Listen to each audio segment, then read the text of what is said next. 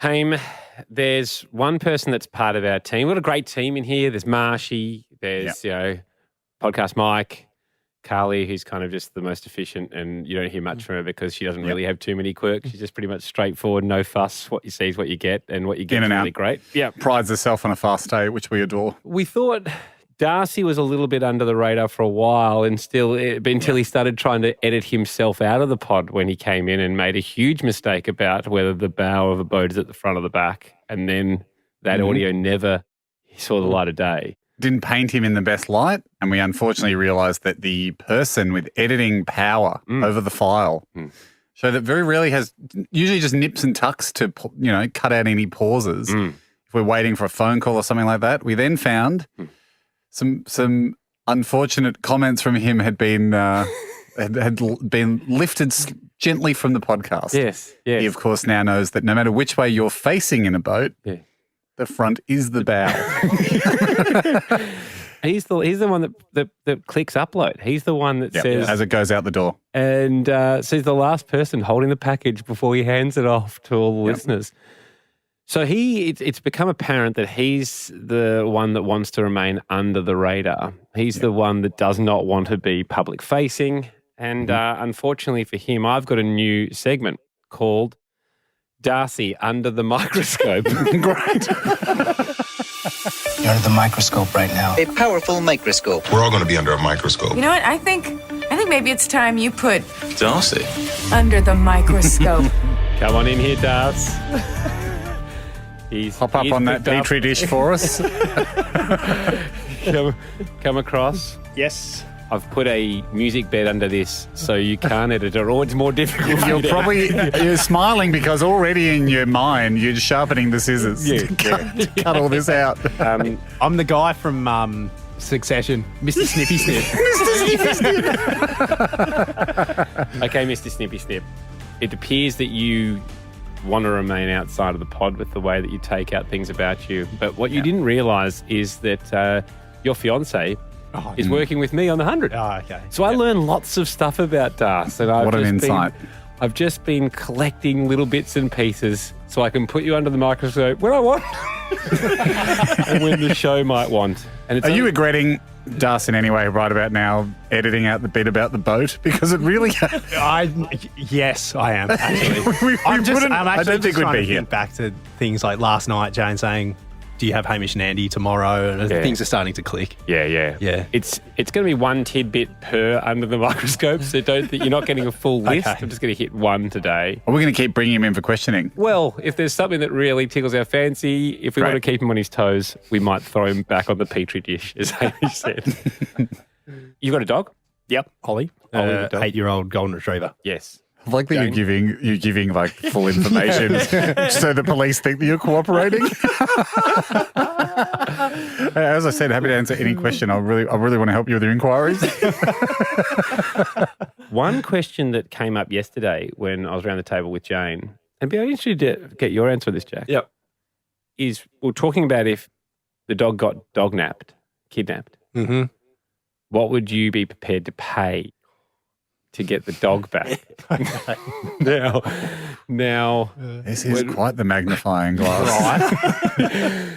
I know Jane's answer. Yes. Just so you know. So I would just wanted to see whether you guys are in touch with each other. I mean, with your... I'll go first because I kind of know a ballpark because Luna recently ate snail pellets by accident and made her really sick, and I took her to the vet and he said, all right, we'll have to keep her in the hospital overnight to look after her. It'll probably come to about $1,500. Mm-hmm. And I paused long enough for him to go, you're not really considering. You're not really considering. Poor Luna. Luna would know. Well, I thought that was of the amount where you start to go, is it worth it? Luna would know. She would fit and healthy dog. Yeah, she would know that she'd be like, oh my god, I can't believe it's come down to money. The one thing, the 1 week spot. So, quick question, Jack. Before Gordy arrived, your son, would it have been higher? Yes. Yep, she was number one. So, yeah, of course. So we're saying you priced the ransom for you, Jack, the dog ransom at $3,000. No, he had a good think about it at 15. Well, I'm saying so 3,000 for you would be well out of reach. I would have to pause to think. Which you don't see in kidnap films, do you? Right, here's the ransom. We want it in small bills. Yeah. right. Can I call you back? I've been eyeing up a golf sim. So, Darcy, I know Jane's answer. Okay. Just before this, he did go for eye surgery about a year ago, and I paid for all of it, and Jane paid for nothing. So she still owes me money for Okay, that Jane as under the well. microscope. New opener. So, Jane calls. Mhm. I was at the park. A person came, picked up the dog, ran away, put it in there, and said, "I'm a dog napper, and you'll get it." And said, "We'll call you for the ransom." Jumps in the car. So you know it's very clearly what's happened. Okay. They want to know the amount. That's not how ransoms work, but let's keep going. What's your offer? Like, is 10? 10. Yeah. 10 grand. Yeah. Wow. That's. I think I would do that. Wazzy. I would do that without blinking. And then if they That's so started to beautiful. up it, 20. yeah, then you start to ask them. I'm Yeah, at some point it's going to get outrageous, isn't it? So But I'm that's saying a huge I'm amount. saying 20 to you now. I'd be like, I don't have it. Jack's, You can ask all you want. Jack's over there going, 20? Jack wouldn't pay that for a ransom of a team of sled dogs that's gone. 20 times the amount Jack's Jack's pondering about getting into this dog napping game. Yeah, it turns out it was Jack that nicked your dog. You guys are aligned. Oh, okay. Just so you know, Jane said, Ollie's 9 years old now? 8, yep. yeah. Jane said, he's on his way out. Oh, please. No, And I it's said- not. And I said, Dogs live to like 20? no, I think it would be 12. I think 16? 16. Golden Yeah. retriever, yeah, double So they're only that. halfway. I think so. Maybe she yeah. doesn't know that because she's like, if it was earlier in his life, she said the price starts waning depending on Yes, how of long she's course. got to live. Same with kidnap victims. Yeah, I You know, suppose. If you like take a granddad, kid, you're like, take a granddad, like, oh, which one? Uncle Joe. Oh, Uncle Joe. Right. Is he still around, is he? Okay. he probably thinks you're his son. Yeah, I'll tell you what. Call us in a week, but we will need proof of life. That was the amount Jane said. 10? Yeah. Okay. Yeah. That seems, I think that Do seems you feel comforted by that? That you guys are aligned yeah, on it? Because I think she so. said she thought you would go for much more. well, I know if they asked her for 10 grand, she'd be then on the phone to me going, "Can we pay you 10 grand for Yeah. Ollie? Can you send it to me?" right. Do you still have some crypto stuff It's around not- us? That you, I definitely put $10,000 in. Whether it's worth that. you've accidentally called in a trough. Yes. Yeah. And you'd call us back in a peak. Yeah. And you see Crypto and 5G technologies as well. Yeah, Yeah, right. You can see Ollie at home both on thought the that was web gonna be a- following those indexes really closely because his life depends on it. Darcy, that is the first of what will be many Darcy under the microscopes. I actually think we learned a lot more about Jack there, to be honest.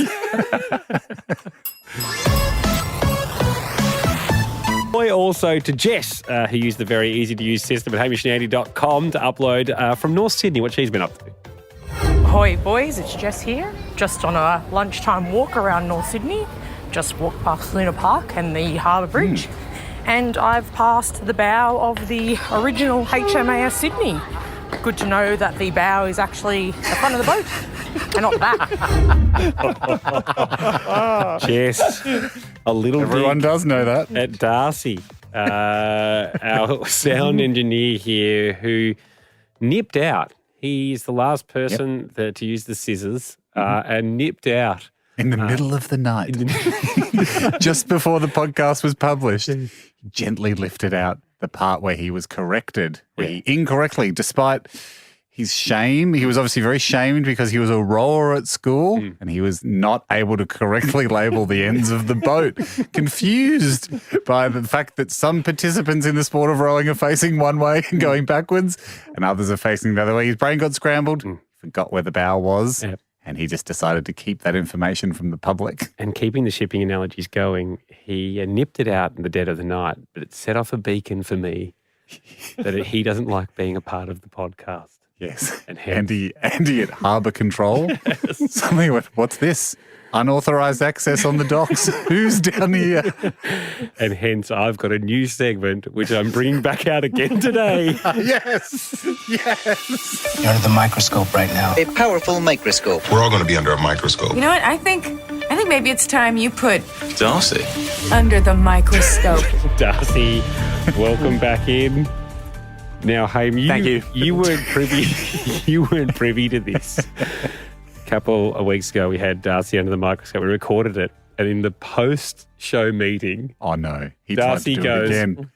I think it's too long, and for balance, we should.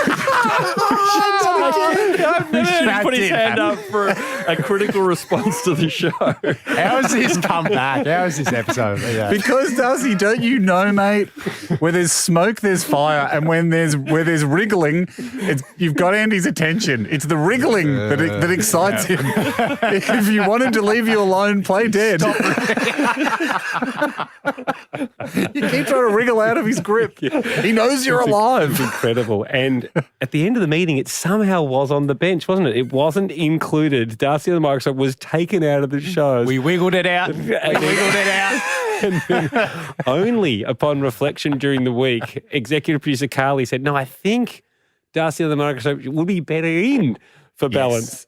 And so it has We seen very rarely, just so people get an insight into the show, as we record the episodes, just more so for listener enjoyment, that we don't blow out and dish you up just, Way too long. an indigestible hour, 20-minute episode. Yeah. We like to keep them at a certain length. Very, very rarely are we way too long, and something will sit on what's known as the bench. Yes.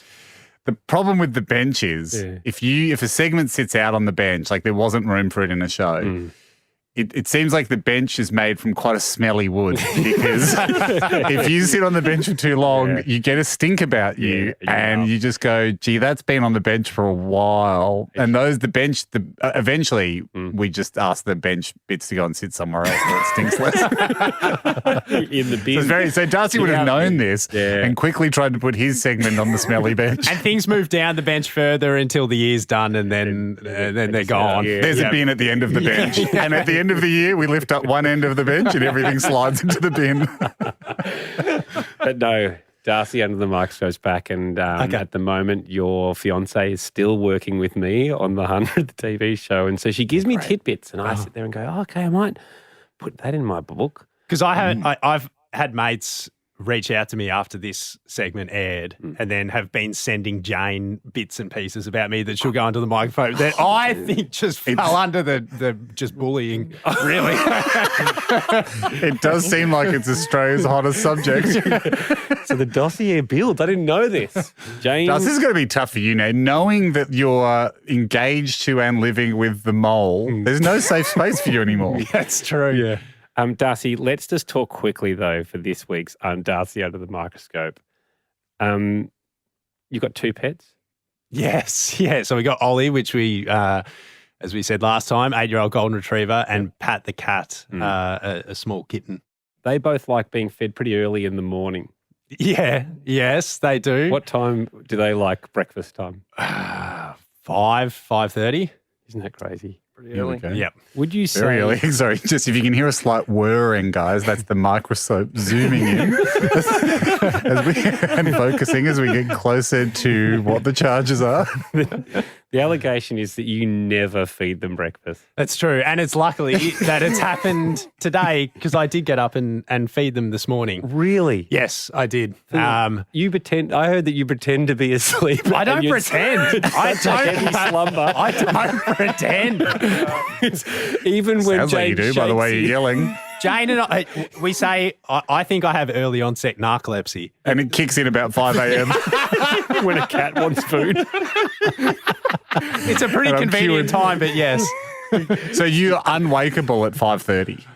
It just doesn't bother me. Like the cat will jump up on the bed and paw Jane's face. He doesn't really paw my face. She knows that you're not getting up. And So I can smart. just ignore them. I don't know how you guys go with your pets when wanting breakfast in the morning, but You can just ignore it. Yeah, well, Yeah. Henry just eats when we're ready. She doesn't get to, the dog, that she doesn't get to dictate times. But We sadly don't have a cat anymore, so pretty quiet on that front. Would be more of a haunting at this stage. I remember we got the cat the pretty much the day that Meowbit died, and I said, should I show Hamish the photos? And they were like, no. So one in. here's the last bit. There was an argument, was there, over you not eating and not feeding the animals? Oh. And I heard that in the argument you said, well, I don't know how much to feed it, so I can't. Oh, yes, learned helplessness. That did happen. That's why the same reason I didn't make popcorn at Hoyt's, because no one ever taught me to make popcorn. So I never had to serve the popcorn. It's a good one. This is a classic one in our family. When in the 80s or something, like the mid-80s, before the mid-80s, there used to be at petrol stations, they would serve you, right? Yes. They would come out and they would pump your petrol.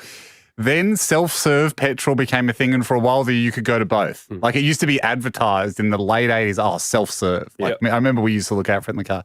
My grandma, when self-serve came in, drove the car up to the local petrol station one evening to get petrol, like probably on the cheapest day of the week, drove the car up and some went on her foot. And she drove back home and said, well, I'm not doing that again. It went on my foot. So for the next 40 years, my grandpa had to go and fill up her car. It pays. It pays. It pays. It's Unfortunately, unfortunately, there's incentive in it. What I found, I get so much stuff at home because I didn't do well on the first outing at it. Yeah. I don't do the school lunches. I'm essentially banned because I was like, I want to make sure they're getting done well. Yep. And great. And I just slink into the background. Except, when Zoe's away, and then I do them, and then she leaves me very strict instructions. Just a handful of lunch money. And then I send her pictures of the kids' lunch boxes full to the brim of marshmallows. Darcy, thank you for going under the microscope again. I promise it's the last time I'll do it. We'll pack this microscope up like the ones you get for Christmas from Dick Smith. Never use it again.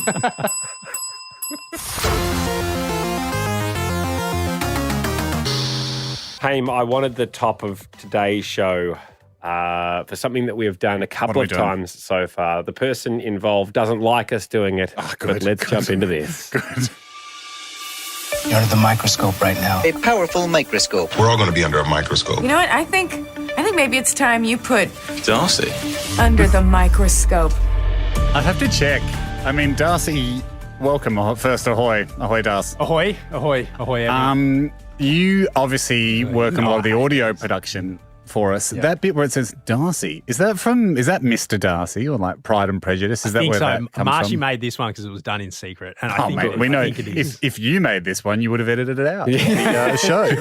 This is what started this whole This is what adventure. started this. You trying to remove yourself. Comments about yourself. You're the last gatekeeper. Yeah. If you're the last person to hear it, you press send to the internet, and then you used to just take yourself out. It had to go. You like being off the grid, but you're on the grid now. But then the last Darcy under the microscope was because I kept wriggling, but I've stopped wriggling on the end of it. I thought I'd stop. I was playing dead. I forgot about that. It was a punishment for wriggling. In fact, he suggests we're having a meeting. He's like, now, just so you know, I didn't edit Darcy on the Microscope Part 2, and he was like really big about it. We're like, hey, it's okay, mate. You don't have to try and pretend that you're loving it now, so we don't do this anymore. We don't expect you to edit any of the podcast. That was the problem. Now, that's it. It feels a bit like something Ant Middleton from SAS Australia would do, just to be like, you're scared of this. You tried to edit yourself out. The only way to face it, you've got to face yourself, mate. You've got to put yourself right back in the podcast.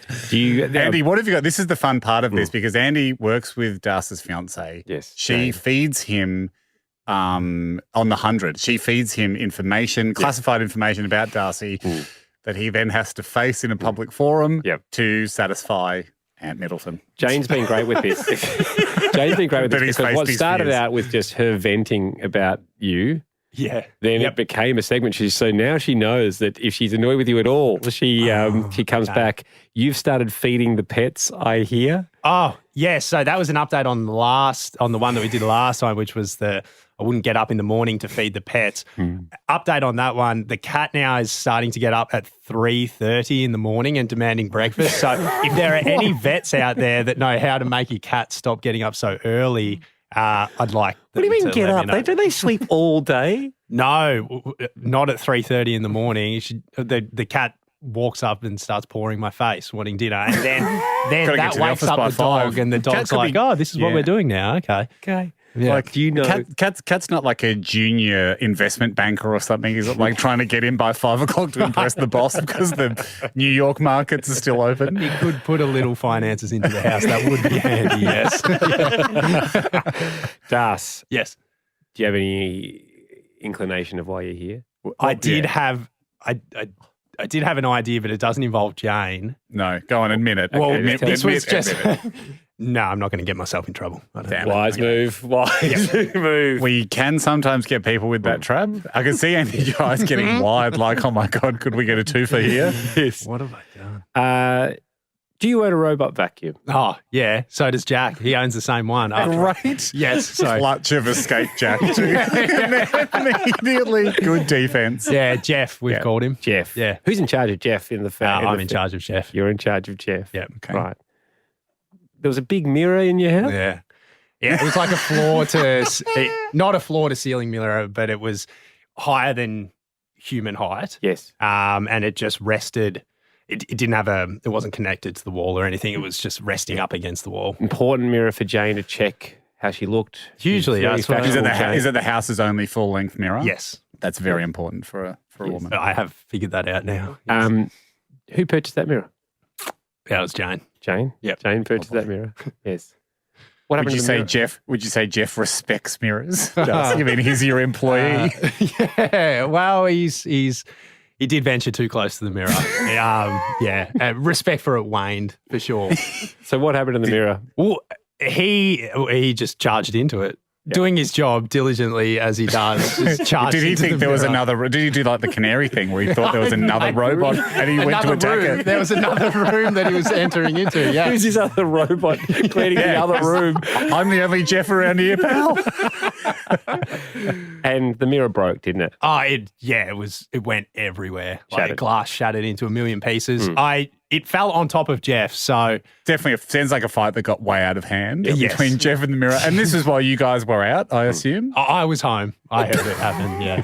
Yeah. Okay. The idea of the robot vacuum cleaner, I thought you were meant to put it on when you left the house, and the pleasure is just knowing that the house is being cleaned. But do you sit there watching Jeff go around? Do you Sometimes, just feet up, yeah. enjoying the? Yes. Yeah. And then did Jeff start cleaning up the mess straight away, or was he concussed? He carks it at the slightest of like anything scares Jeff in quotation marks. Shoelaces, bits of rug, like a thread coming out, anything just sends him into an absolute tailspin.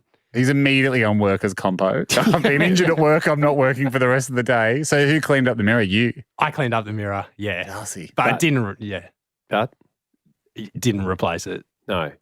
So you've told Jane that it was hers. She paid for it, so she has to replace it. She I don't know said if that's how it works. She said that Jeff, which is yours, you admitted that at the top of his thing. Yes. Yep. He's your employee. Destroyed the mirror. You should have to replace it. Yeah, that's true. And this is the beauty of the Jeff's microscope, not isn't my it? employee. I bought Jeff for the house. It's a house present. And I think what is ultimately has been my undoing is giving Jeff or the robot vacuum a persona of a human. Yes. Which has made Jane it's very easy to target something that has a name He and goes like to a his boss. personality. Yeah. Yes. Whereas, if it was just the robot vacuum, I don't think it would be such an issue. But I reckon- humanized it. So that's why I mean, she's Darcy- targeting you. Would you consider removing your name so Jane doesn't target you for these type of moments? Maybe. In a situation like this where you've got such a problem and who knows how this is going to turn out, but something's got to change here. You've got to make the call here, Darcy. I think you're either going to have to replace the mirror because you're Jeff's boss, Yeah. or Jeff steps down? Or do you put Jeff, do you just say, look, I understand what my employee did. It's unforgivable. Obviously, Jeff's not in a position to pay for the mirror. He doesn't have any money, so he can't reimburse you. I think just definitely lay the blame on Jeff, but then go, we're going to sack him, or we're going to send him away for, he'll step down for 2 months while we do a review. Yeah, Suspension, and he can only do bedrooms until he behaves himself. But just so that there's been some disciplinary action. I don't want him stepping Jeff. down at all. He's such a good boy. He's such a good boy. So how do you think we solve this one? It's a good question. I think as a fiance, you guys could probably all agree the easiest thing to do is just buy a mirror and let's move on. 100%. It's the only thing to do. I can't believe you tried to. I didn't realise how important full-length mirrors were to girls until they're gone. Yeah. The most. God help you if you say something like, well, why don't you just go in the lounge room and use the window like if it's dark outside? No. Thanks, guys.